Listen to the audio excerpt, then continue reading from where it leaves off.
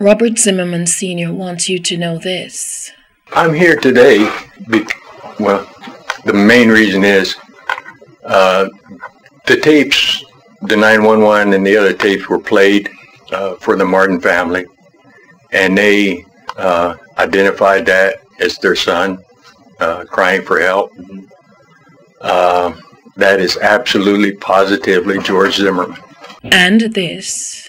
That was George yelling for help for at least 40 seconds. And this. I mean, he was not just yelling. He was sounded like he was screaming for his life. You got that?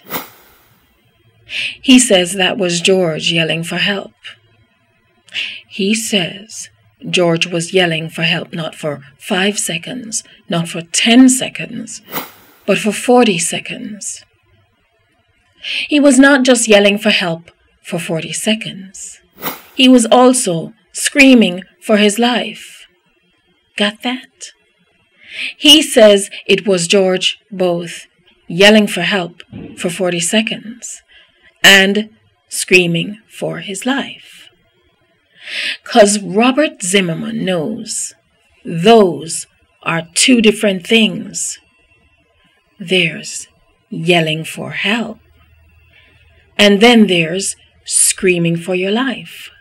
Two different types of cries on that night in the dark. This man acknowledges different cries, blurs the line between them, and claims both for his son.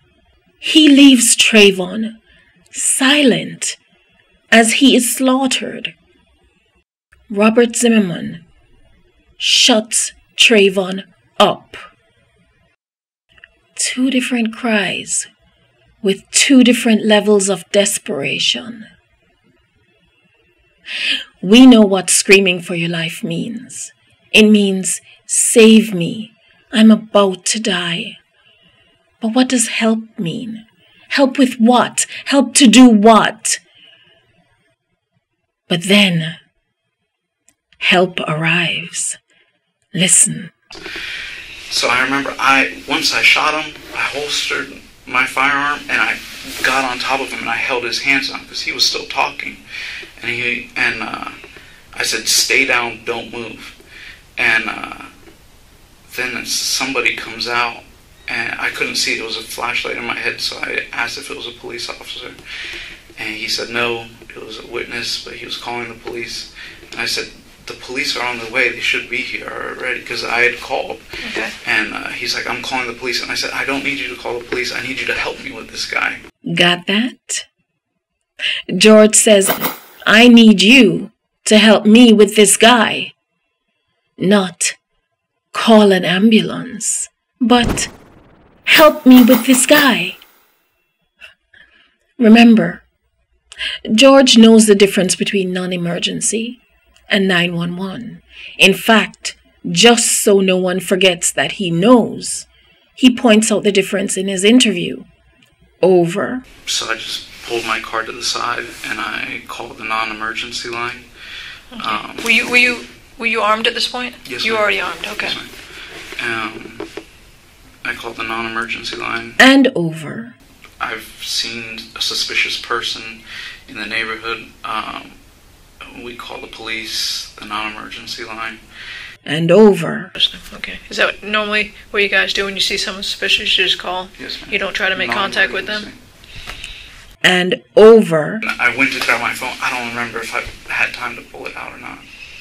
Okay, you attempted to try to recall them. To call the police. Call the police, right. 911 this time, because the first time I called 911. But you're not sure if you actually got it out of your pocket or not? Again. Just put 911, because that's where you were when you called 911.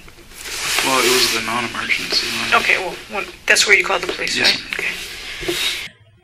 Got that? George didn't call 911. He called non-emergency. And because he's clear on the difference, he knows there was no ambulance responding to his non-emergency call. So help to George does not mean save my life. Help means get this guy. Then even more help arrives and offered to take George to hospital. What does George do? He refuses that help. A man who values his life enough to kill, to save it, surely will see a doctor to accomplish the same. Those screams on the 911 tape are critical.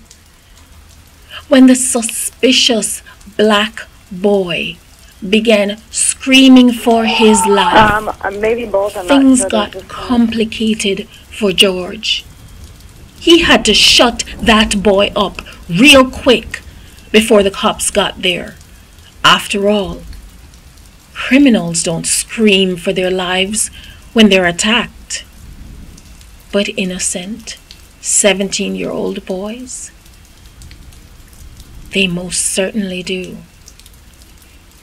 Thanks for listening.